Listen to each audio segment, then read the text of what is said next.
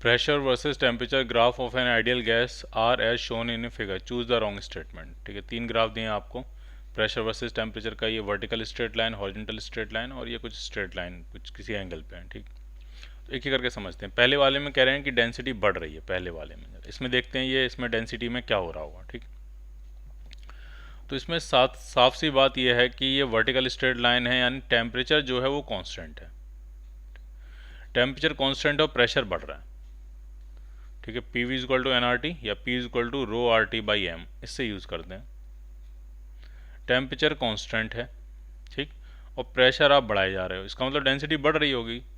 तो पहला केस सही है और आपको रॉन्ग स्टेटमेंट ढूंढना है। तो पहला सही है, उसमें कह रहे हैं डेंसिटी बढ़ रही है, बिल्कुल सही कह रहे हैं। ठीक, अब जरा दूसरे केस में आते हैं।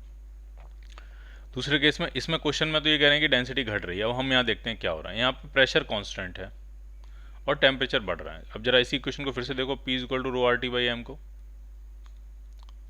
इसमें प्रेशर अगर कांस्टेंट हो और टेम्परेचर आपका बढ़ रहा हो तो डेफिनेटली डेंसिटी क्या करेगी, कम होगी। तो ये भी सही कह रहे हैं, इसमें भी क्या कह रहे हैं, डेंसिटी घट रही है, तो ये भी सही कह रहे हैं। ठीक, अब तीसरे वाले में आते हैं। Density of gas is constant in graph 3, ढंग से समझना।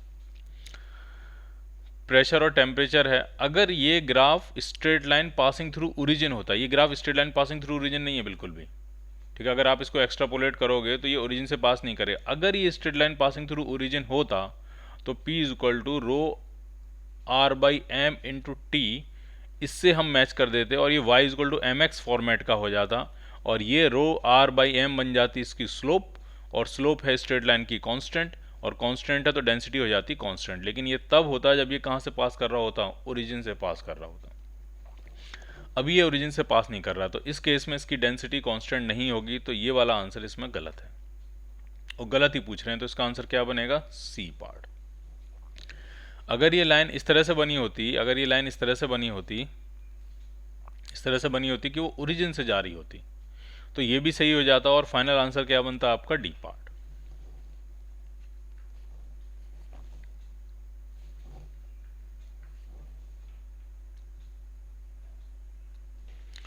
Density versus volume graph is shown in a figure. ये एक डेंसिटी है, इधर ये वॉल्यूम है और ये ग्राफ दिया है। ए से बी जा रहा है सिस्टम, फिर बी और से सी तक वहीं उसी पॉइंट पे बना रहा है, यानी ना डेंसिटी बदली है ना वॉल्यूम बदला है। फिर सी से वापस आया है डी तक और डी से वापस ए तक उसी पॉइंट पे बना हुआ है। यानी ए से बी ये लाइन है, बी से सी जो प्रोसेस है, जो भी प्रोसेस है वो कांस्टेंट वॉल्यूम की प्रोसेस है, ना उसमें वॉल्यूम बदला है ना उसमें डेंसिटी बदली है। फिर सी से डी वापस ये प्रोसेस है और डी से ए जाने की जो फाइनल प्रोसेस होगी वो भी कांस्टेंट वॉल्यूम की प्रोसेस है। तो इसमें दो चीज़ें तो आपको समझ में आ रही हैं कि जो बी सी प्रोसेस है, बी से सी, जो बी से सी प्रोसेस है और जो डी से ए प्रोसेस है, ये दोनों प्रोसेस हैं आपकी आइसोकोरिक, इसमें वॉल्यूम और डेंसिटी कांस्टेंट है।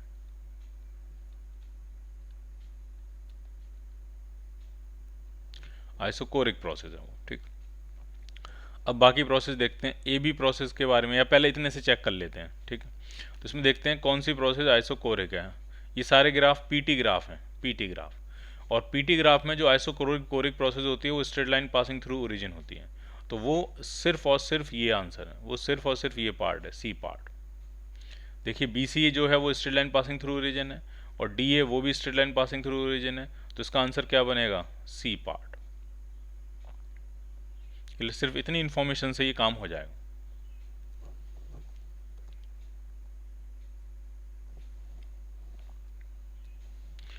The initial temperature of gas is 100 degrees Celsius. The gas is contained in a closed vessel. If the pressure of the gas is increased by 5%, calculate the increase in temperature of the gas. ठीक है, समझना क्या situation है। Initial temperature जो दिया है वो आपको दिया है 100 डिग्री सेल्सियस, 273 प्लस 100 373 केल्विन। ठीक, और गैस जो है वो क्लोज्ड वेसल में कंटेंट है, यानी वॉल्यूम उसका कांस्टेंट है। अब कह रहे हैं कि प्रेशर को, कुछ प्रेशर रहा होगा, प्रेशर को मैंने 5% इंक्रीज़ किया है। तो टेम्परेचर के बारे में पूछ रहे हैं, टेम्परेचर में कितना इंक्रीज़ होगा। ठीक है, तो P V equal to N R T. Volume अगर कांस्टेंट है तो प्रेशर और टेम्परेचर प्रोपोर्शनल हुए। प्रेशर में अगर 5% इंक्रीमेंट होगा तो टेम्परेचर में भी 5% इंक्रीमेंट होगा। तो कितना इंक्रीमेंट हो जाएगा टेम्परेचर में? अगर टेम्परेचर का इंक्रीमेंट निकालें तो वो 5% होगा, यानी 373 इंटू 5/100। तो ये आपका आ जाएगा 3.73 इंटू 5। ठीक है, 5 से मल्टीप्लाई कर लेते हैं।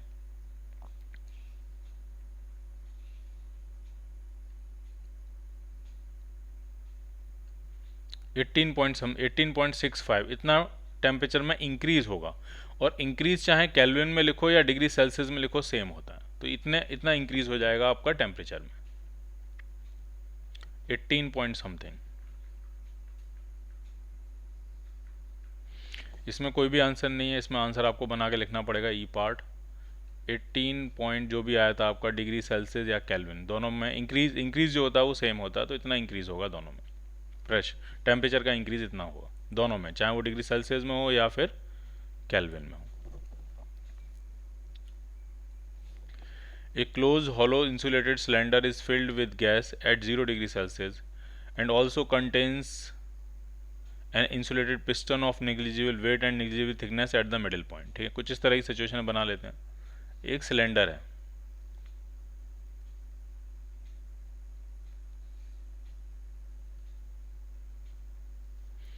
और क्लोज्ड हॉलो सिलेंडर है, गैस उसके अंदर भरी हुई है 0 डिग्री सेल्सियस पे, और एक इंसुलेटेड मासलेस पिस्टन है निग्लिजिबल थिकनेस की, वो इसके मिडिल में है।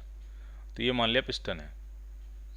थोड़ी सी थिकनेस बना लेते हैं ताकि आपको दिखाई देती रहे कहाँ है पिस्टन। ये है, टेम्परेचर मिडिल में है, टेम्परेचर दोनों तरफ 0 डिग्री सेल्सियस है, यानी 273 है। इधर भी कितना है, 273। वॉल्यूम भी दोनों तरफ बराबर है। मान लिया लेंथ ये L/2 है, ये वाली लेंथ भी क्या है, L/2। और नंबर ऑफ मोल्स भी दोनों तरफ सेम होंगे, N और N। इस तरह के सिमेट्रिक सिचुएशन है। ठीक है, अब क्या कह रहे हैं, the gas on one side of the piston is heated to 100 degree Celsius. एक साइड में हमने टेम्परेचर बढ़ाया, जब यहाँ टेम्परेचर बढ़ाएंगे मॉलिक्यूल्स की काइनेटिक एनर्जी बढ़ेगी, प्रेशर बढ़ेगा, तो ये पिस्टन कुछ इस तरफ शिफ्ट हो जाएगी। तो पिस्टन कितना शिफ्ट हुई है वो उन्होंने दिया, उन्होंने कहा पिस्टन जो है वो 5 सेंटीमीटर शिफ्ट हो गई है। तो टोटल लेंथ क्या आती है हॉलो सिलेंडर की, वो हमें फाइंड करनी है। ठीक, देखिए जैसे मान लिया पिस्टन इधर शिफ्ट हो गई 5 सेंटीमीटर। ठीक है, हम इक्वेशंस लिख रहे हैं। ठीक है, कब शिफ्ट हुई, जब इसका टेम्परेचर बढ़ के 100 डिग्री सेल्सियस कर दिया, यानी 373 केल्विन कर दिया। अब हम इक्वेशन लिखेंगे। ठीक, पहले सिस्टम की या पहले चैम्बर की इक्वेशन अगर हम लिखें तो P = nRT। प्रेशर हमें पता नहीं, फाइनल प्रेशर कितना होगा वो हमें बिल्कुल पता नहीं। ठीक है, मान लिया प्रेशर P है। वॉल्यूम कितना हो गया, तो लेंथ अब जो बढ़ गई इसकी वो हो गई L/2 + 5 centimetre into area of cross section, ये बन गया वॉल्यूम। L/2 को मैं सेंटीमीटर्स में रख रहा हूँ, तभी मैं 5 सेंटीमीटर इधर रख रहा हूँ। ठीक, और एरिया जो इस पिस्टन का एरिया होगा, ये नया वॉल्यूम हो गया, is equal to P = n number of moles होंगे R, और टेम्परेचर कितना हो गया 373। अब दूसरे साइड की अगर इक्वेशन लिखें तो प्रेशर, कॉमन प्रेशर तो P ही होगा, बढ़ गया होगा, कॉमन ही होगा। लेंथ कितनी है उसकी, तो वो हो जाएगी L/2 - 5 सेंटीमीटर, और एरिया A से मल्टीप्लाई करेंगे तो ये वॉल्यूम बन गया, PV हो गया, is equal to n number of moles होंगे R, और टेम्परेचर कितना उसका 273 है। अब हमको लेंथ निकालनी है, तो दोनों इक्वेशंस को हम डिवाइड कर देते हैं। इसलिए हमने ध्यान नहीं दिया कि वो सेंटीमीटर को मीटर में कन्वर्ट करने में हमने कोई एनर्जी वेस्ट नहीं करी, क्योंकि हमें क्या करना है, दोनों इक्वेशंस को हम क्या कर दे रहे हैं, डिवाइड कर दे रहे हैं। ठीक है, तो जैसे आप डिवाइड करोगे और तो ये आपका आने वाला L/2 + 5 L/2 - 5, और ये आपका जाएगा 373/273, और इसको आप क्रॉस मल्टीप्लाई करके सॉल्व कर लोगे, आपको आंसर मिल जाएगा। इसका आंसर आने वाला है D part.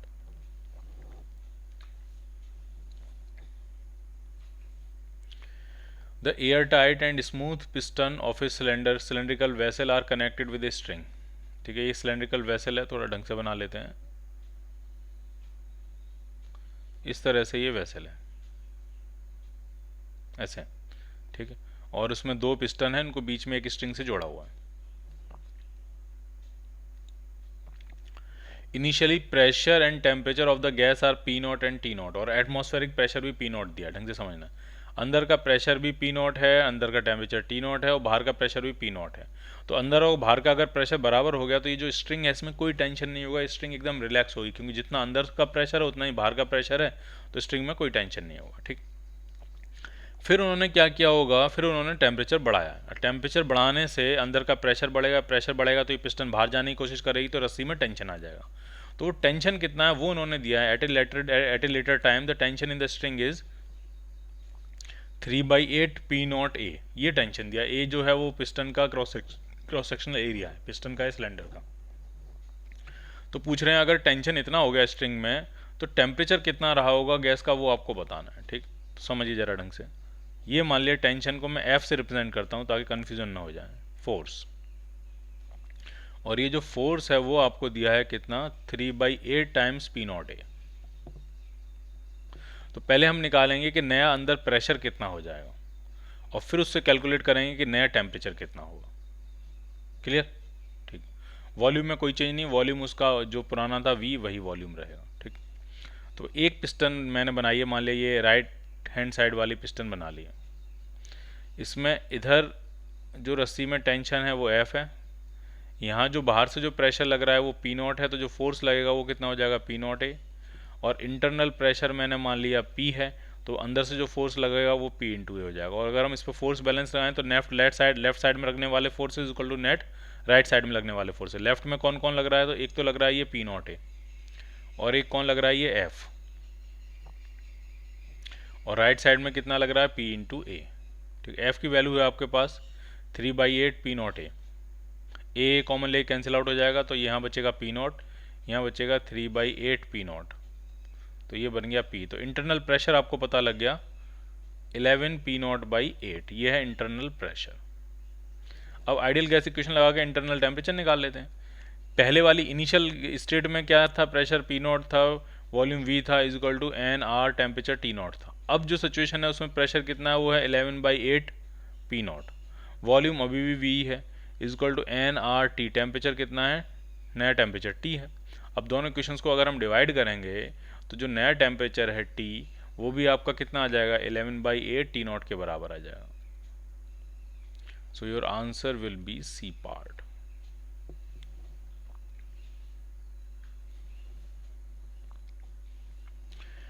An ideal gas has a volume of 3b at 2 atmospheric pressure. Keeping the temperature constant, its pressure is doubled. Temperature constant करके अगर हम प्रेशर डबल करेंगे तो वॉल्यूम आधा हो जाएगा। तो अब पहले वॉल्यूम 3v था, तो अब वॉल्यूम कितना हो जाएगा, 1.5b। So your answer is C part. The volume of a given mass of gas at 27 degree Celsius 1 atmospheric pressure is 100 cc। 27 degree Celsius का मतलब होता है 300 केल्विन। 300 केल्विन और एक एटमॉस्फेरिक प्रेशर पे वॉल्यूम 100 cc है। What will be its volume at 273 degree Celsius. अब pressure के बारे में कुछ नहीं कहा, तो प्रेशर हम मान रहे हैं कांस्टेंट, और जब प्रेशर कांस्टेंट होगा तो वॉल्यूम टेम्परेचर के प्रोपोर्शनल हो जाएगा। पहले टेम्परेचर था 300 केल्विन, अब टेम्परेचर जो है वो 327 डिग्री सेल्सियस है, इसमें 273 ऐड करोगे तो ये 600 केल्विन हो जाएगा। तो टेम्परेचर आपका डबल हो रहा है, तो वॉल्यूम भी आपका डबल हो जाएगा। पहले 100 cc था, अब 200 cc हो जाएगा। ए part. A vessel of volume 1660 centimeter cube contains 0.1 mole of oxygen and 0.2 mole of nitrogen. Volume दिया है, टोटल मोल्स दिए हैं। If the temperature of the mixture, temperature भी दिया है, तो प्रेशर पूछ रहे हैं। तो ये बहुत ही आसान है, इसमें सिर्फ और सिर्फ क्या लगाना है, P V is equal to N R T. ठीक है, वॉल्यूम सीसी में है तो उसको आप मीटर क्यूब में कन्वर्ट कर लोगे। नंबर ऑफ मोल्स ऑक्सीजन और नाइट्रोजन के दोनों के मिला के डालने हैं, तो 0.1 और 0.2 0.3 डालेंगे। आर की वैल्यू आपको पता ही है, टेम्परेचर आपको 300 केल्विन दिया है, ये सब कुछ डालो आपको प्रेशर मिलेगा। 1 litre of helium gas at a pressure 76 centimetre of mercury and temperature 27 degree Celsius heated till its pressure and volume are double. Pressure और वॉल्यूम दोनों ही डबल कर दिया आपने। ठीक है, तो फाइनल टेम्परेचर 4 गुना हो जाएगा, P V equal to N R T. ठीक है, प्रेशर भी डबल कर दिया आपने, वॉल्यूम भी डबल कर दिया। इसका मतलब जो टेम्परेचर होगा वो कितने टाइम्स हो जाएगा, 4 गुना। पहले था 300 केल्विन, 27 डिग्री सेल्सियस का मतलब 300 केल्विन। अब कितना हो जाएगा, अब हो जाएगा 1200 केल्विन। डिग्री सेल्सियस में लिखना है तो -273, तो हो जाएगा 927 degree Celsius.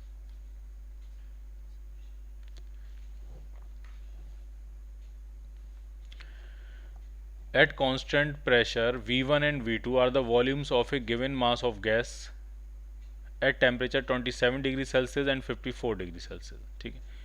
Given pressure constant है तो वॉल्यूम जो है वो टेम्परेचर के प्रोपोर्शनल होगा।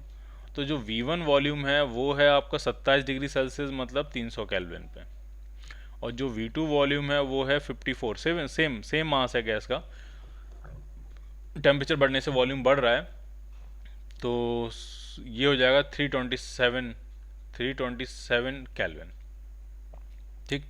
अब आपको रेशियो लिखना है तो बहुत सिंपल है, V1 upon V2 is equal to T1 upon T2, 300 upon 327, 3 से डिवाइड कर लेते हैं तो ये तो बनेगा ऊपर 100 और ये आएगा 109, तो 100 upon 109, so your answer is a part.